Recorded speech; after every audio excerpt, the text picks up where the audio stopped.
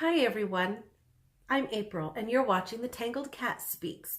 This is episode number 9, coming to you on a Sunday morning, and I'm really freaking out about this weather we're having. It's been so cold the last few days, like, bone chilling cold. And just now it was overcast for about 10 minutes. It was like, the sun rising. It was a real beautiful morning. And then it suddenly got really overcast for about 10 minutes. And within the last 5 minutes of that, it snowed. Like, I was thinking, oh, we're gonna get real snow. After 5 minutes, it stopped, and now the sun is shining again. And you can't even tell that there was even a few snowflakes coming down. So the weather is definitely odd this spring. I would love more moisture, some more rain, and some more snow, because we're gonna need it. Our forests are going to need it in the summer, but yeah, it's typical New Mexico. You don't know what to expect. You don't know how to dress. You don't know the weather. It's constantly changing. So that's just pretty interesting, looking out this window, and there's all kinds of light coming through, where literally 10 minutes ago it was dark and overcast and snow was coming down. So very strange, very, very strange. The first thing that I want to talk about is my Ravelinics socks. I talked about them quite a bit. They're the Evil Queen socks by Louise Robert. I've already worn them, so if there's cat fur fuzz all over, that's what was going on, because I've worn them. But this is the back of the sock. They were started here, and I worked back and forth only on half the number of stitches for an entire sock. So I only worked half down. I did the heel, I worked down the foot, and then I did a short row to come up and around for the toe, and then I switched colors and worked up the front of the sock.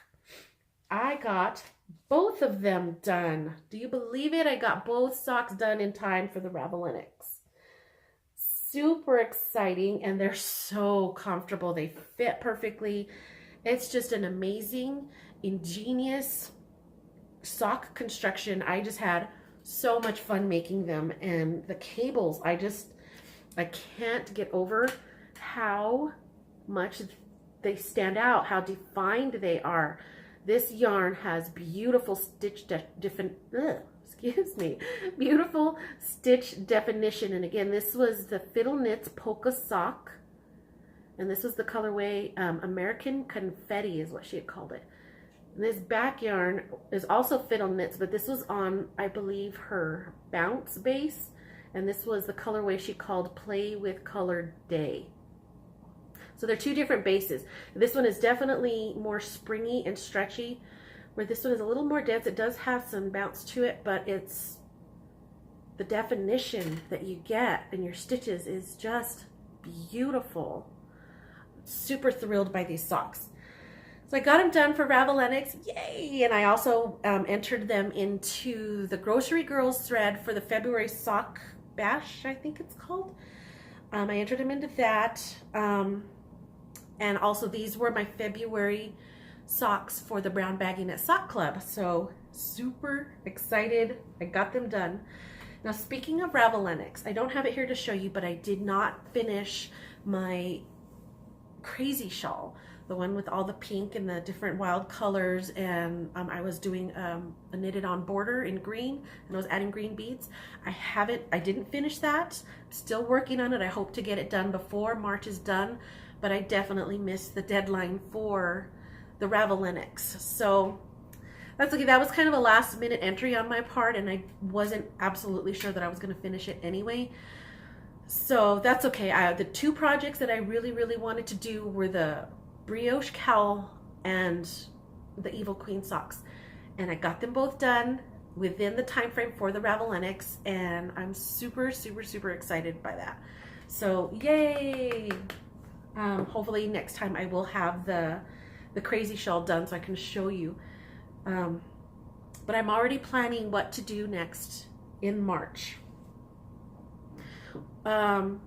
So for the Brown Bagging It Sock Club, and I know it's not March yet, but I'm super excited I was very excited to find out what my next color was going to be.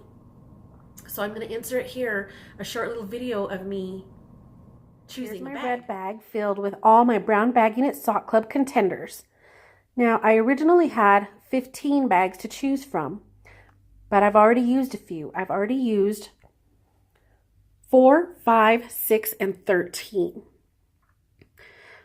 So if I get any of those numbers, again, I will have to re-roll. And what I'm using is a dice roller app. And this particular one, you come down here to choose the number of sides for your die. And since there isn't a 15, I'm going to go one higher and use 16. Now, if I get number 16 or any of the numbers that I've already used, I'm going to have to re-roll. So let's go to OK. And now I'm going to roll my dice. So here we go. That didn't work. No. All right, try it again. This says bag number 9. Yay, I'm so excited to find out which one I got. Woo! Okay, so there it was. Bag number 9. This is what was in there. It's very exciting. This is a little bit less than half of a skein that I had of Pandia's Jewels. Let me see if you can see.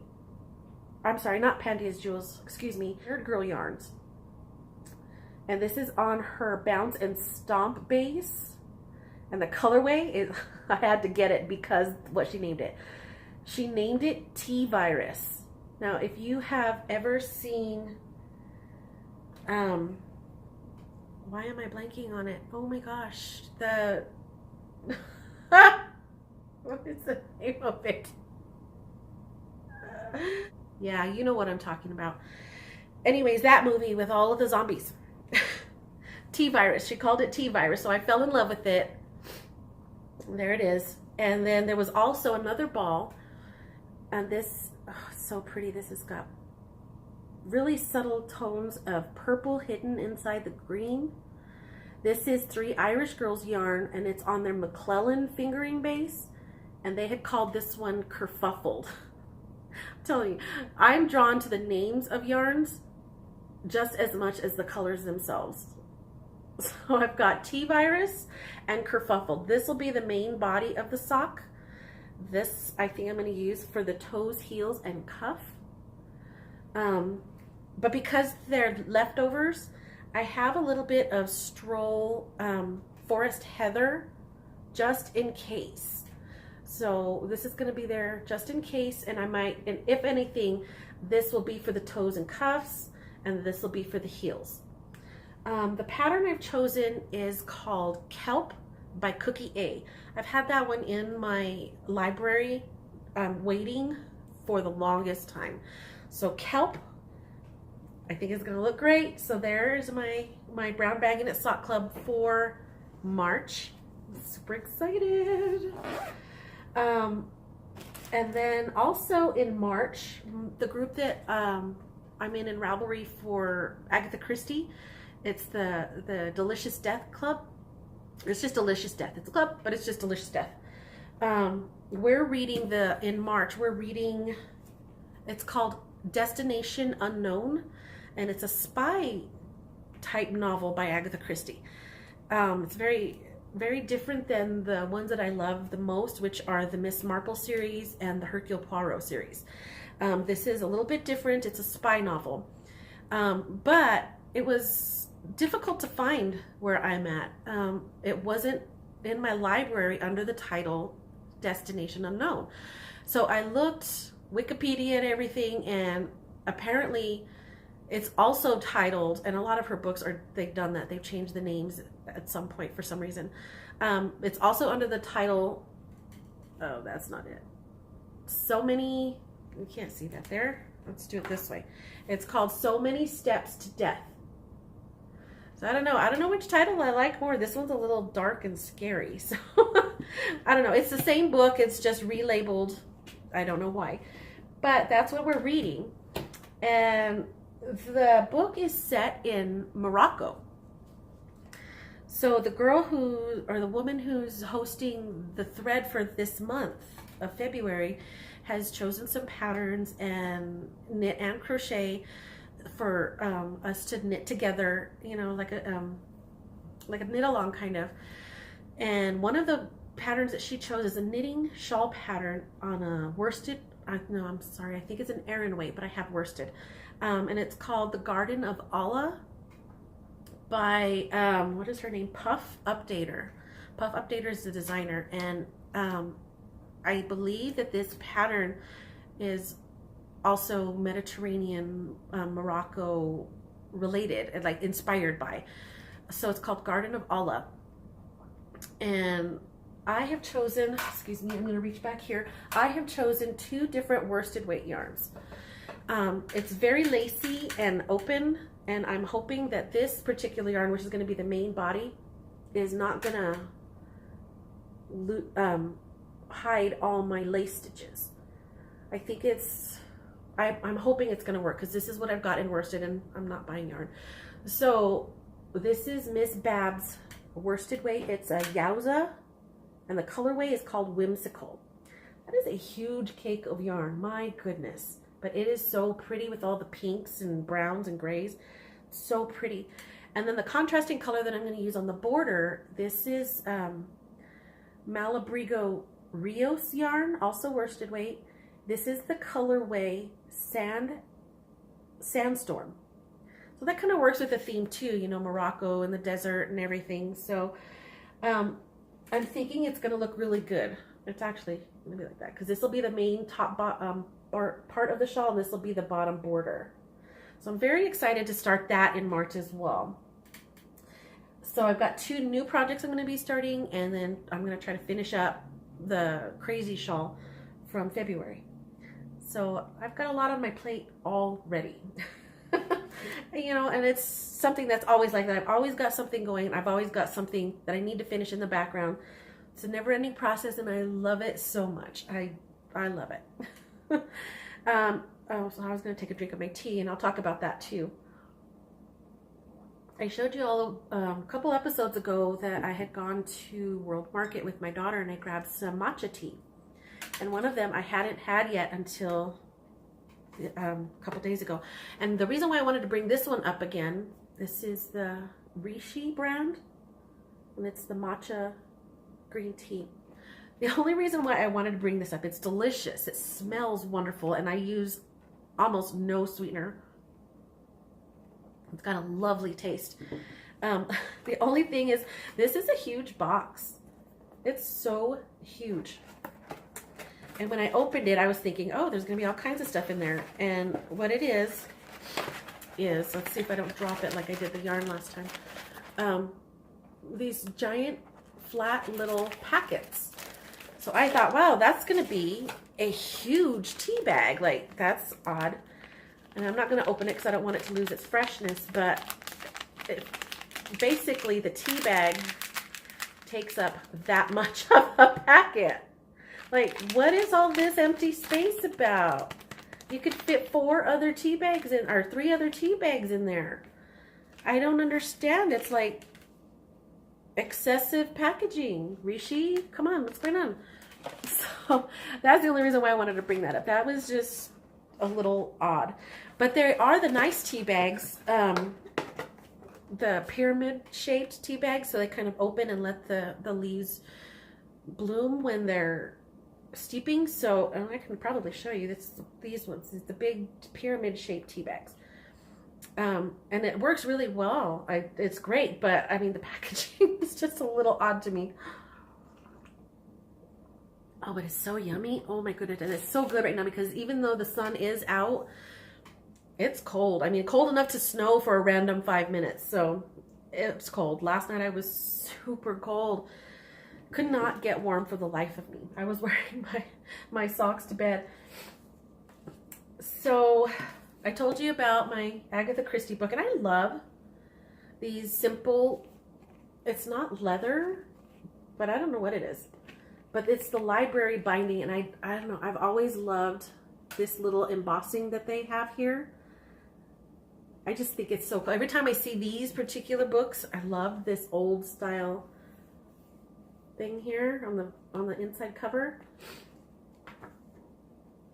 I love seeing these as opposed to the paperbacks with the colorful random pictures that really don't make sense to the story anyway.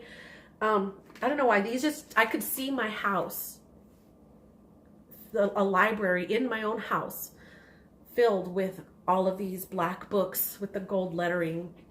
I just think it would be so pretty on the shelf, just a whole row of them. I loved looking at those. But one thing I have noticed over the years of reading Agatha Christie, and I get those books predominantly from the library. I have a few of the short stories for Poirot and Miss Marple in my shelf, but for the most part I get them at the library. I love going to the library. It's, to me, one of my happiest places. So I get a lot of books from the library. But what I'm noticing is that some of the Agatha Christie's are getting old and overused, well loved, but they're not replacing them. You know, when they get worn out, they kind of just take them off the shelf and they're not putting a new one in there, you know. And yeah, it won't be this old-fashioned binding, but it makes me so sad. I don't want Miss Marple and Poirot and Tommy and Tuppence and Harley Quinn and all of the, I don't want them to go away. I mean, Agatha Christie, I love her so much. That makes me sad when I see less and less, year by year, less and less of these books. So it's kind of a bummer, but I guess that's life. Tastes change, but seriously, she's been around for almost 100 years. My goodness. Not her, but her books. She hasn't been around. She's not around anymore. Oh my goodness. So speaking of books, this is what I got. I ordered the other day and I got them in, and I forgot I ordered them because then I got this big giant package and I took it out of the mailbox and it was so heavy. And what the heck is in there? I totally had no clue. Well, it was heavy because it's got these two big monster books in there, and I was super excited. But this is the Japanese Knitting Stitch Bible, and I'm so excited. I think I've mentioned several times that I have the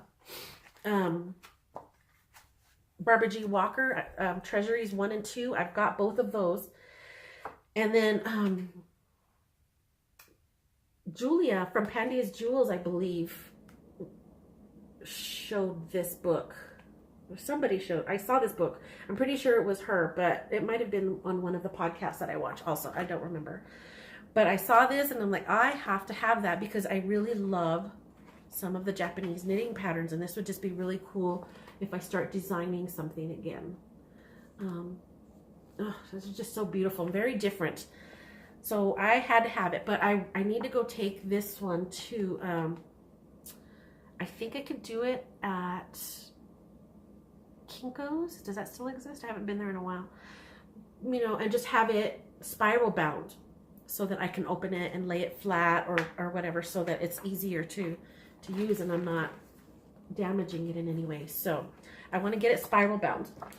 That's what I did with the two treasuries, because those are huge books and you can't just use them properly when you're constantly fiddling with it because it wants to close in on itself. It's so huge. So spiral bound. This other one, I have been designing, as I've mentioned before, and I kind of want to do socks, but I'm afraid to do socks because I can write up a pattern on how to knit a sock that fits my foot. But if I want to sell a pattern, I think it needs to be a little more well-rounded so that it can fit a variety of sizes. You know, I'm not sure that I will delve more into sock pattern designing, but I thought I would give it a look. So I got custom socks, and this is by, I can't read it backwards, Kate Atherley. Custom socks knit to fit your feet. So there are some actual patterns in here, but there's a lot of good information on sock construction. So it talks about different stretchy bind offs, toe up, all kinds of stuff. Different sizing. This is, I think, the most important part. The different sizing, and it's got US and UK.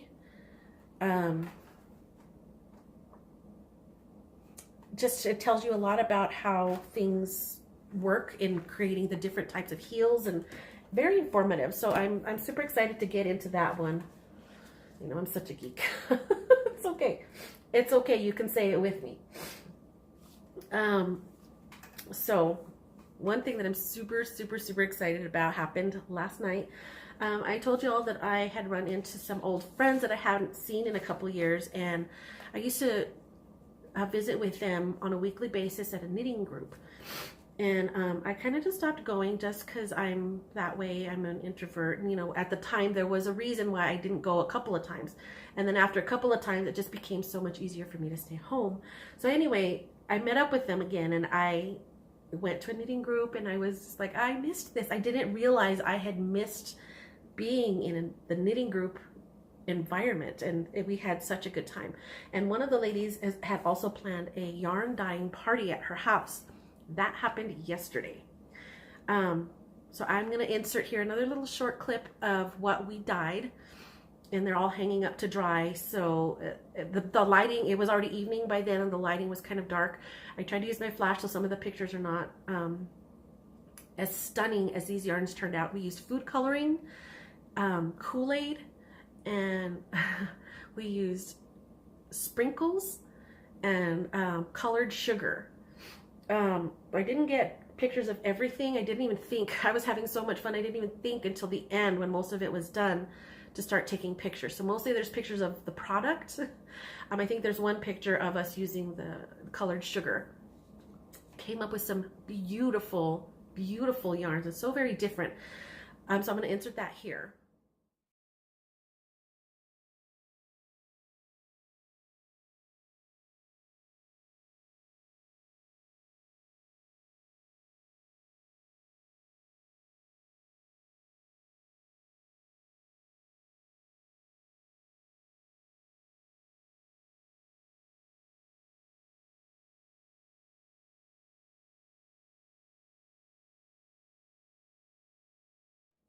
Okay, so at the end of that, I believe, is a purple and greenish looking yarn.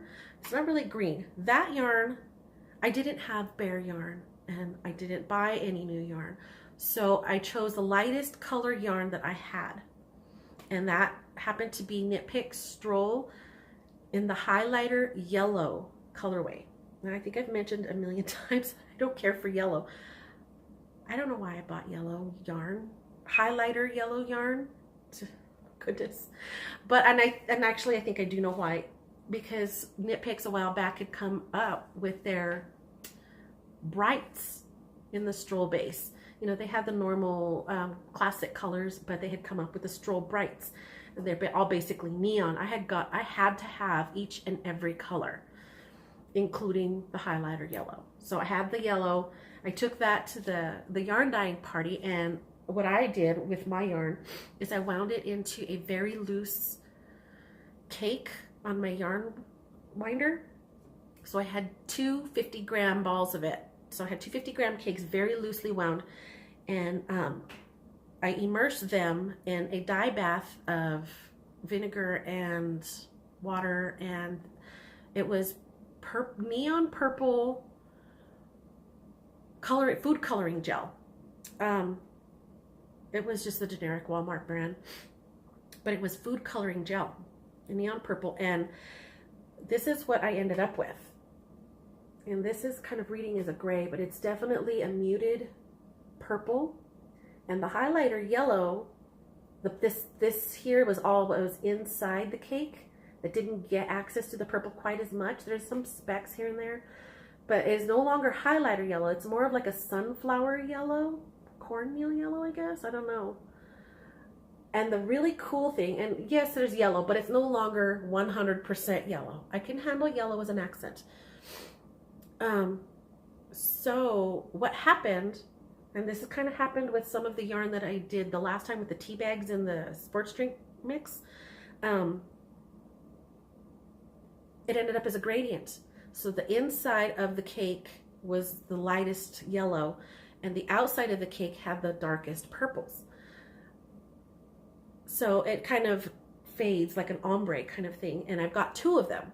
So my plan is at some point to knit a lacy shawl, and I think I'm going to start with the purple. I'm going to knit these two alternately so that I can maximize that ombre effect. And I'll start with the purple, and then the yellow will be at the very bottom away from my face. And it'll be lighter too. I think there's a couple of shawls that I want to do that will have a pretty lace border on the edge, and that'll look nice in the lighter yellow. So I'm super excited. There's even a couple of spots in here where the purple food coloring kind of broke, so to speak, and there's little tiny bits of pink. But it's like I don't even know how to describe it, like a rusty pink. It's definitely pink, but it's not super bright pink. It's very odd, but it's not what I was expecting. I love it. I don't know what I think I was expecting it to be super purple and then maybe be a little bit more teal in the middle.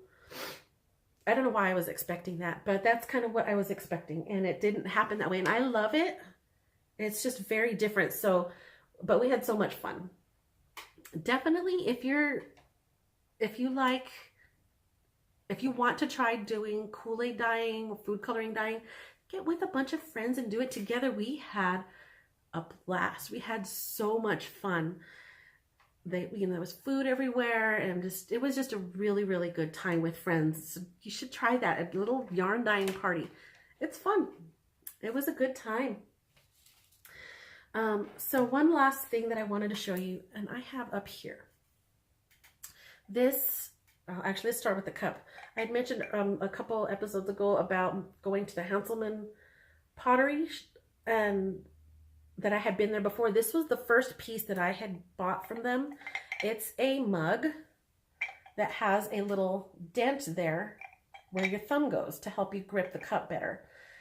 Super ingenious idea. I just think I thought it was adorable. But what's in it is what I really wanted to talk about. Several years ago, and by several I mean more than 2 decades, that's back when I was only crocheting, and the same thing with knitting. I got into it and I wanted all the things, all the paraphernalia. So I started off original, and I still use them the most, are the Boy hooks, the Boy brand. I use those. Those are my go-to. They're my staple. But at one time I wanted wooden needles, and I found a website, and I totally wish that I had remembered and that I kept track of which website I got these off of. I was new to the internet at the time. Technological child. But I ordered these crochet hooks, and it's kind of hard to show you all at once. I don't know what kind of wood they are, but they're all in different sizes. I ordered from size G up to a P. I think this is the K. So the person who, oh, you can't see. Let me put these down. Ah! Hide my face. So there. This is a K. This cute little heart is painted on there. And then there's this hummingbird and it says, "The Lord provides." That was custom. I told him I wanted a hummingbird, and I told him that I would like that phrase on there. And then he put my name. Everything else he did, he did the hummingbird. He came up with the design for the hummingbird and for the flower. And they all have that on there. They're all completely customized. And like I said, I wish I had kept track of that website. So like I said, I bought all the way from size G up to a size P. They're in this mug, and they're put away in my knitting closet, where, you know, when I open the closet door, there they are, prominently displayed for me to look at and drool over. But I don't use them, because when I first got them ages and ages and ages ago, I used them a lot. And the one I used, the size I tend to use the most when I crochet is the I. There's no I here in this bunch, because my son was a toddler and he got a hold of a hook that I left sitting on the couch when I went to go do some chores. I think he was cooking dinner and I went to stir something or something like that. And I came back and he had to be maybe a little over 1. He wasn't really talking a whole lot, but he was definitely toddling around, grabbing things and this and that. And he grabbed my hook. Wasn't a big deal as far as the project was concerned because it's crochet, it's not that hard if you drop a couple of stitches. But I walked in there and he was laughing and smiling and I was like, "What do you have there, honey?" And I looked down and he looked up at me and he's got these huge, beautiful, bright blue eyes. And then I looked in his hands and he's got a piece in one hand and a piece in the other. And he had basically snapped it right where it decreases. And I think that I didn't really say anything. I was speechless.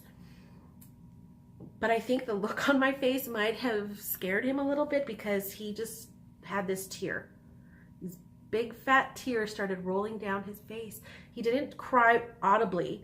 He didn't make, the ugly cry face. He just was looking up at me with these sweet blue eyes with his giant tear rolling down his face, and he's just so adorable. So I let me have those, honey. I don't want you to hurt yourself. These are sharp because now they've got the 2 jagged edges. It was about at least 8 years from the day that I had bought those hooks. And that's why I wish I kept track of the website because I don't know where I got them from. So now I can't replace them, but from the same person. I may be able to find somebody somewhere who could replicate it, but I just don't want to take that much effort. I was so sad about it. I mean, I love my son and he was the most adorable little baby, but so I don't crochet with them now. They are there just for pretty. I stick to my boy needles. I'm sorry, my boy hooks, and it's a good thing. Well, I don't know. This is the G. You can see that it's very, very thin right there. I mean, if he had been holding, which is the big one, this is the P. If he wouldn't have been able to snap this one. This is very thick, but he got one of the thin ones and the one that I use the most. But I just thought I would show you because they're just super pretty. I'm just so in love with these. And I love looking at them. I see them on my shelf, and I just remember having them and how pretty they are, and the detail that he put into the hummingbird and the flowers is so nice. So I just thought I would show you that. That was a splurge buy. They were kind of expensive. I think they were $20 a hook. But I'm gonna go the other end and show you some other paraphernalia. Mostly I use my boy interchangeable knitting needles. I am a boy fan. I've used them for years. It's what I started with. It's what I'm comfortable with. I like the more expensive needles. I just don't always use them. Mostly because I'm a frugal person and I'd rather spend my money on yarn. So I wanted to try bamboo, but I wasn't going to pay a whole lot of money for them. So there I was on eBay. And I got a set of something like 15 sizes. These range from, I think, a size 1 up to a 15. And they are a 40-inch cable, I believe. 40-inch circular. And there's the bamboo. And they've got the little, this is the problem right here. This is a little bit of a problem, because sometimes that pops off. I'm missing a couple of these needles because they've popped off, which is fine because I got them on eBay and the entire set was less than $6, and that included shipping from China. So very inexpensive, but they do what they need to do, and they actually work really well. I think I mentioned a while back that I was using Knit Picks, their nickel-plated needles, DPNs for socks. Mostly I like those because they're 6-inch. And I learned how to knit in the round using metal DPNs. That's what it's my go-to. It's my comfort. I learned that way. But I did want to try wooden needles. So, also from eBay, I found a set of some really cheap, I think they're 4-inch DPNs. They're really short, and I really like how that feels too. And I did make several socks on them, but I did notice that the bamboo started to fray or chip at the end. at the tips because I used them so much. I really liked them, but again, I got a wide range of sizes for less than $6 on eBay. So I have those, and those are, you know, I use them. I just would rather spend my money on really good yarn. So I have those, and then I also have started recently getting fixed circular needles from Xiaogu, and I believe it's the lace needles that I've been getting. They got a little bit of a pointier tip. I like that, especially because I like working cables and I like working lace, and they really get in there where you need them to. A blunter tip for me is really difficult, so I like the lace Xiaogu circulars, but I've been getting those fixed because I've got like 3 sets of the boys interchangeables, and each set is missing something. I just lose them, so I would rather just have the fixed circular, and then I can hang them nice, and they're just there. And I think I use a size 4, a US size 4 the most often, so I've got like 3 of those, but then I've got 1 of everything between a size 2 up to a size 8. The reason why I had that one pulled out is because that's what I'm going to use on my shawl with the worsted weight yarn. It's a size 9. I don't own a 9 in the Xiaogus, so I'll probably use the really inexpensive bamboo from China. Yeah, $6 free shipping. It took me a while to get them. I mean, they're coming from China, but I didn't care. I wasn't like in a hurry. I mean, seriously, I have tons of needles. I wasn't in a hurry to get them. But, I mean, they work. They do what they need to do. And the one needle that the cord popped off, thankfully that didn't happen in the middle of a pattern, in the middle of a project where I ended up losing stitches. Thank God that didn't happen. It happened, I think, as I was casting on for something, and then I just kind of realized that it wasn't hanging there anymore. So, but it wasn't a big problem. I wasn't upset or anything. I mean, I paid $6 for 15 pieces. Of course, it's going to be a little, you know, you got to expect it. So, yeah, I just thought I'd show you. Oh, okay. This is the last piece of what I'm going to call paraphernalia. It's my kitchen scale.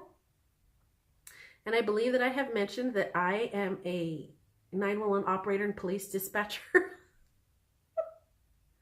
I take this thing to work. And sometimes I'm very, very nerdy and very diligent about weighing my yarn before I use it, and weighing it after, so I know exactly how many yards I've used in a project. That way, if I have any left over, I know how many yards I have left for something else, like those, bag number 9, where I got the leftover ball. I knew I had to supplement. I wasn't gonna have enough in this little ball to make a pair of socks, so I knew I was gonna have to supplement. So I know the yardage of these little balls because I'm very good about weighing them. And sometimes I take that to work, the scale, and I leave it out on the table. Somebody will walk by and just give me a look. Like, you know, police officers, people who work in law enforcement, see a scale sitting out. Something is going through their head other than, oh, she's weighing her yarn with this. I think you can kind of guess what I'm talking about. But it's just funny. Everybody laughs, teases me when they see it. Oh, she's got her paraphernalia out again. Yes, I do. I have my knitting paraphernalia out for all to see. So that's what I have for today. Next week, I hope that I have the crazy shawl finished for y'all, and hopefully I'll have both the Garden of Allah shawl and the kelp socks started, so I can show you my beginning of those. I hope that you all have a wonderful day and a wonderful week, and I will see you next time. Bye. Sorry. I forgot to take these off. I'm going to take them off right now. You're not going to watch me because I'm going to edit this out. Umbrella Corps. What is the name of that movie? Crap.